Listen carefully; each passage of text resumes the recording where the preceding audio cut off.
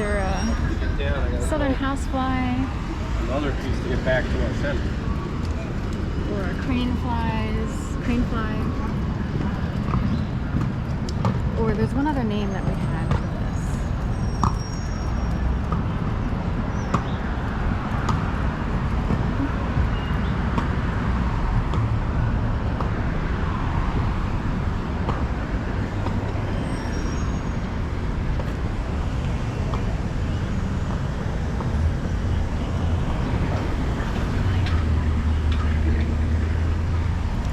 Congratulations, you're the winner of a brand new car. Yeah. So anyway, we'd much rather live in a house. So a house is a priority over a car. So anyway, today I wanted to talk about war college and strategy and people who actually attend war colleges. So I looked up war colleges. They have the National War College, they have the Army War College, they have the Naval War College, they have a Marine War College. So the Army War College was in DC, but now it's in Carlisle, PA.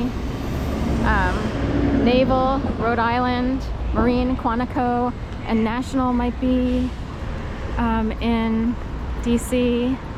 I'm not sure. So point being, I have a client who I believe either she or her husband or both attended a war college. And I was like, what exactly do they do at a war college? Like, what does that mean? And I thought of someone years ago who I dated who was in the Air Force. He was a navigator. I don't fit in really well with military life per se. So, you know, I struggled with, you know, however they're structured in their brains or whatever. But anyway, point being, people who go attend a war college, and civilians can attend a war college, so you don't have to be part of the military, which therein lies the coexistence of different mindsets and so on and so on.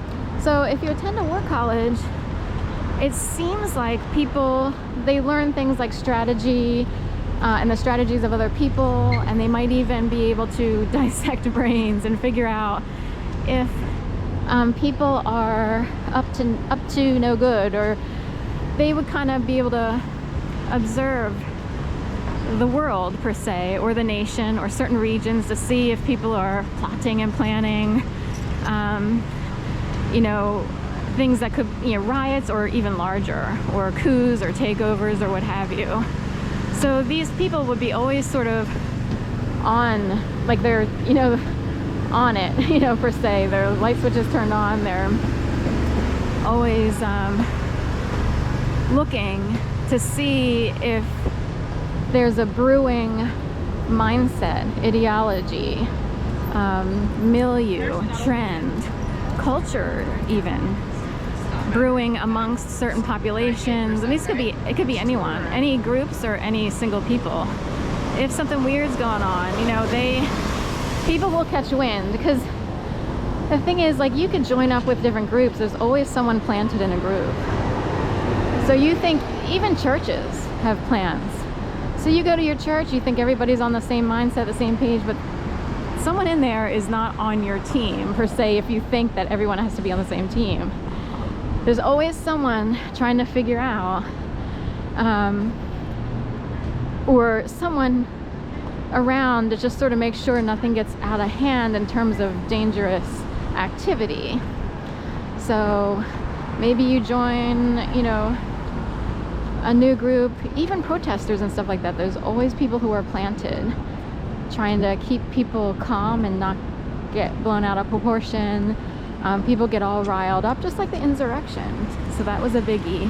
Who riled up these people? Because the people who took the fall, the people who enacted out the actions of the insurrection, were spurred on, brewed up, and instigated by others, activated. Who's behind it? So they tried to look at certain politicians who participated in the rallies, like getting them riled up at one location. Then all those people walked or marched past the FBI building. The FBI building was in their midst on the way to the Capitol building. There's no way to get close to the White House, so the Capitol building would be the only option, since government is supposed to be open to the public on some level and not totally barricaded or what have you. But anyway, so of course those politicians were called out, but how do you decide like who's stirring the pot on who and stuff like that? So I decided war colleges look at all these things. They dissect war in and of itself. There's the old book, The Art of War by Sun Tzu. Actually, I cite that book in my nonfiction book, Duplicity and Duress Snap Factories in the Making by Aaron Vans. That's my pseudonym, Aaron Vans, V-A-N-S. My name is Sharon Cole. In The Art of War, there's a chapter called The 5 Essentials of Victory. And one of the 5 essentials of victory that always stands out in my mind is sow dissension among your peers. So it would be like dividing families, which divorce does, depending on who's involved. Oops, they actually divide. Do I want to go straight? Go this way? Okay.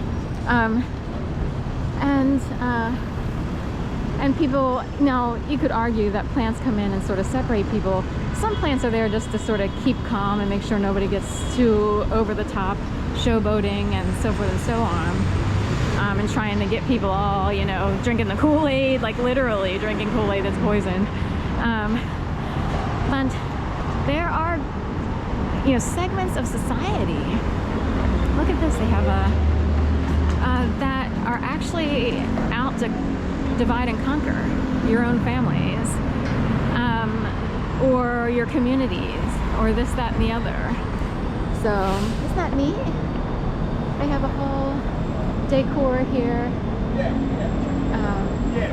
For some reason, I don't know why it's here in front of the Bellevue or what have you. So anyway, Leadwell, Texarkana, Texas. You can always count on Texas. Tex, you know, that's a kid's. I learned this last night from a YouTuber whose handle is the Mob Crew, Chris Hall. And he is a voice for the missing and worse, you know, murdered people are such an ugly word, I know. So, but there are a lot of gross people out there, even in high places, or with money and everything. So anyway, what are the strategies of people who commit crimes of gang stalking? And it is considered a crime among people who study war and the strategies of terrorists. So people who are gang stalkers are now in the terrorist category. Oh look, here's something that's shown up after a long time. So I know this is around every city because they have large, you know, many people doing this.